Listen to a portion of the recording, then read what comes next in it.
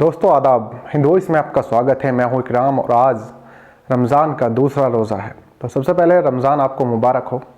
और ख़ासकर इस बार ये जो महीना आया है थोड़ा सा अलग है, क्योंकि सारी दुनिया कोरोना से जूझ रही है और घर पर ही लोग इबादत कर रहे हैं, घर पर ही रोज़ा रख रहे हैं। तो आप घर पर रहें, सुरक्षित रहिए।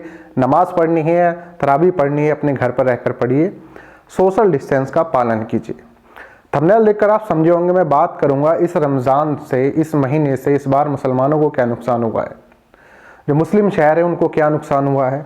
हालांकि रमज़ान का महीना है, बरकत वाला महीना है, मुसलमान उस बात को झेल लेगा और उसके अंदर मायूसी नहीं है, क्योंकि रमज़ान की कहीं ना कहीं खुशी उसके अंदर रहती है और जो है भी दिख भी रही है लोगों के अंदर। लेकिन इस रमज़ान में लोगों का काम उस तरह से नहीं चल रहा है जैसे हर बार चलता है। खैर सारी दुनिया ही बंद है, लॉकडाउन चल रहा है। लेकिन मैं आज यहाँ में कुछ मुद्दे मेरे रहने वाले हैं। पहला ये कि जो नफरत यहाँ से शुरू हुई थी वो बाहर देशों में भी फैल रही है, उसका असर विदेश नीति पर क्या पड़ रहा है। भारत में जो मुस्लिम बहुल शहर हैं उन पर कारोबार की क्या स्थिति है, और ऐसे में दिल्ली पुलिस क्या फ़ायदा उठा रही है, वो क्या कर रही है, इन सब मुद्दों पर बात करेंगे। कि पिछले 6 सालों में देश में कुछ ऐसे शब्द हुए हैं जिनसे पिछले 6 सालों में दबा के राजनीति की गई है, जैसे mob lynching, JNU, AMU, Jamia, गाय गोबर, लव जिहाद, ये सारे ऐसे शब्द थे और वगैरह वगैरह और भी बहुत सारे थे। पाकिस्तान ISI, तो ये ऐसे शब्द थे जिन पर राजनीति बहुत ज़्यादा की है। CNRC NPR को लेकर कई महीने धरना चला, शाहीन बाग से लेकर कोलकाता, लखनऊ, सब जगह। तो ये ऐसे मुद्दे थे जिनसे नफरतें बहुत ज़्यादा उबल रही थी देश के अंदर। और अब जब जहां पूरी दुनिया कोरोना से लड़ रही है, हमारे देश में इन मुद्दों का असर कहीं ना कहीं है और इनको लेकर कार्रवाई भी की जा रही है। देखिए पिछले 6 सालों में जो नफरतें यहाँ पैदा हुई थी वो अब इस देश की सीमा को पार करके दूसरे देशों में पहुँच चुकी है। हालांकि वहाँ पर भी पहले से ही वो लोग सक्रिय थे जिनका नाम अब उभर के सामने आ रहा है, लेकिन वहाँ लोग ज़्यादा काम में बिजी रहते हैं, अपने काम वगैरह में ज़्यादा बिजी थे, नौकरी में ज़्यादा बिजी थे, तो उस तरह से ध्यान नहीं दिया गया। लेकिन लॉकडाउन जब से हुआ, लोग घर पे हैं, फ्री हैं, तो वो चीज़ें सामने आई हैं। तो जब खंगाला गया तो उनका ये हिस्से निकल के आती कि वो लोग काफ़ी पहले से एक्टिव थे, बस लोगों की नज़र उन पर नहीं पड़ रही थी। तो अब हुआ यह कि उन चंद लोगों की वजह से बहुत सारे लोगों की नौकरी पर खतरा मंडरा रहा है और उसका सीधा सीधा असर पड़ा है हमारी विदेश नीति पर। हमारे जो विदेश मंत्री हैं फिलहाल, जयशंकर, वो तो फिलहाल सारे जितने एम्बेसडर हैं उनको समझाने में लगे हुए हैं और फुल टाइम उनकी नौकरी लग रही है कि जो भारत देश है उसमें मुसलमानों की स्थिति बहुत अच्छी है, एक सेकुलर कंट्री है, और जितने भी मुस्लिम एम्बेसडर है खासकर उनके लिए पूरी ड्यूटी लगाई गई है और उनको समझाने में लगी है। और प्रधानमंत्री मोदी को खुद सामने आना पड़ा कि मुसलमानों को की स्थिति को इस देश में बिल्कुल अच्छी है, उन्हें क्लियर करना पड़ रहा है।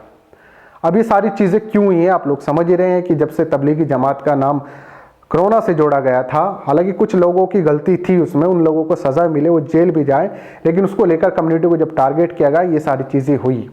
और अब OIC से लेकर तमाम मुस्लिम जो कंट्री हैं उन्होंने सीधे सीधे इस पर आपत्ति जताई थी, जिसमें भारत अब लगातार सफाई पेश कर रहा है।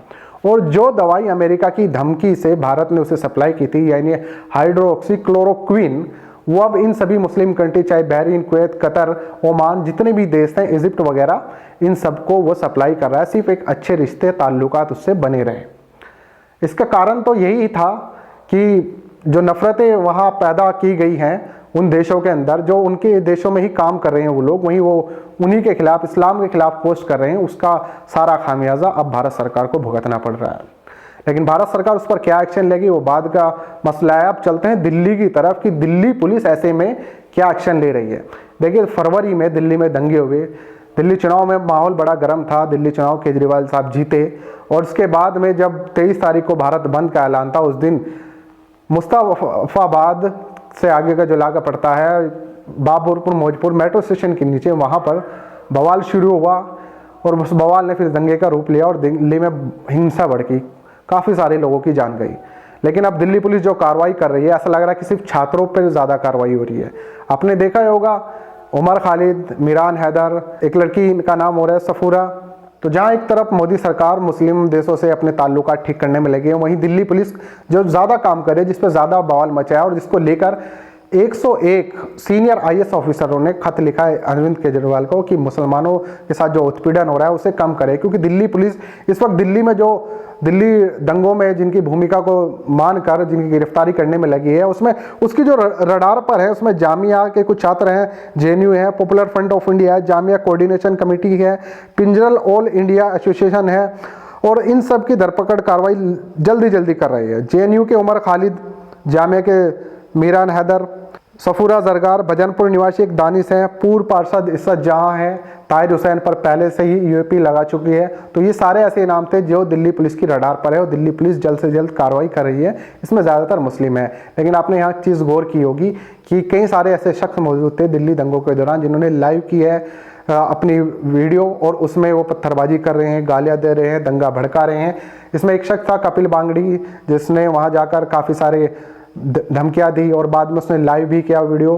अभी तक उसका नाम कहीं नहीं आया। जो शख्स वीडियो सबूत के साथ मौजूद है उसके ऊपर अभी ऐसी कोई कार्रवाई नहीं हुई है तो ज़रूर मुझे बताइएगा और मैं वो खबर भी चलाऊंगा। वहीं दूसरी तरफ मुसलमानों को रमज़ान में बड़ा नुकसान उठाना पड़ रहा है। मार्केट पूरी तरह से बंद है। कई सारे ऐसे बाज़ार हैं जो स्पेशली रमज़ान में लगते थे। अगर मैं लखनऊ की एक मार्केट का जिक्र करूं यहाँ पर, जो रमज़ान में स्पेशल लगता था, जिसका जो टर्नओवर होता था पूरे महीने का 150 से 200 करोड़ रुपए होता था, अभी तक वो बाज़ार लगा नहीं है। रामपुर 55% मुस्लिम बहुल डिस्ट्रिक्ट है यहाँ पर, तो यहाँ पर रमज़ान की एक अलग ही रौनक दिखाई देती थी और लगभग 800 करोड़ रुपए का टर्नओवर होता था पूरे महीने का। बड़ी बड़ी मार्केट लगती थी रमज़ान स्पेशल के तौर पर, लेकिन अभी तक वो नहीं लगी, तो वो एक बड़ा खतरा पैदा हो गया। सहारनपुर वेस्ट यूपी में आता है, 45% मुस्लिम है, 45%, यानी कि रमज़ान को लेकर स्पेशल मार्केट सस्ती थी और वहाँ पर भी तकरीबन 20 से 25 करोड़ रुपए का नुकसान की पूरी उम्मीद है। इसी तरह मेरठ 35% मुसलमान है, वहाँ पर भी मार्केट अच्छी लगती थी, वहाँ पर भी नुकसान है। बिजनौर, शामली, मुजफ्फरनगर, ये सारी ऐसी जगह हैं जहाँ मुस्लिम बहुल है इलाका, ये परसेंटेज थोड़ी बहुत ठीक ठाक है, तो यहाँ पर नुकसान बहुत ज़्यादा हो रहा है। लेकिन मुसलमान फिर भी ज़कात देने में पीछे नहीं हट रहा, वो अपनी ज़कात दे रहा है और इस बार उसने ज़कात देने का एक नया तरीका निकाला है, अच्छा निकाला है। जैसे लॉकडाउन में लोग एक दूसरे की मदद कर रहे हैं, तो मुसलमान भी इस बार लॉकडाउन से पहले भी हेल्प कर रहा था और वो इस बार एक तरीका उसने अपनाया कि वो पर्चियाँ बांट रहा है और अकेले लखनऊ में 1 करोड़ रुपए से भी ज़्यादा की पर्चियाँ बढ़ चुकी हैं। गरीबों को पर्चियाँ बांट दी गई, उन्हें कहा कि आप जाके राशन ले आए, दुकानदारों को पैसे हम दे देंगे। और ये सिलसिला तमाम पूरे प्रदेश में, यूपी में शुरू हो गया और दिल्ली एनसीआर में भी। तो आप लोग भी ऐसा कर सकते हैं। तो देखिए, जो इस बार रमज़ान में हो रहा है, आप लोग सब्र कीजिए कि आने वाला वक्त अच्छा रहेगा और फिलहाल इस कोरोना से हम सब लड़ लें, जीत लें तो ज़्यादा अच्छी रहेगा। ज़िंदगी रही तो बहुत सारे त्यौहार मनाएंगे। फिलहाल आप घर पे रहिए, सुरक्षित रहिए। जो भी आप तरावी नमाज़ पढ़ते हैं अपने घर पर रहकर पढ़िए। कोई भी ऐसा काम मत कीजिए कि दूसरों को भी आपकी वजह से सुनने को मिले। साथ ही साथ आप दिल्ली पुलिस पर कमेंट करके बता सकते हैं कि उसकी कार्रवाई क्यों चल रही है इतनी तेज़, और आप जो गल्फ कंट्रीज़ में जो लोगों की नौकरियों पर खतरा मंडरा रहा है उस पर कमेंट कर सकते हैं। और खबर को ज़्यादा से ज़्यादा शेयर कीजिए। अगले अपडेट में आपसे मिलता हूँ।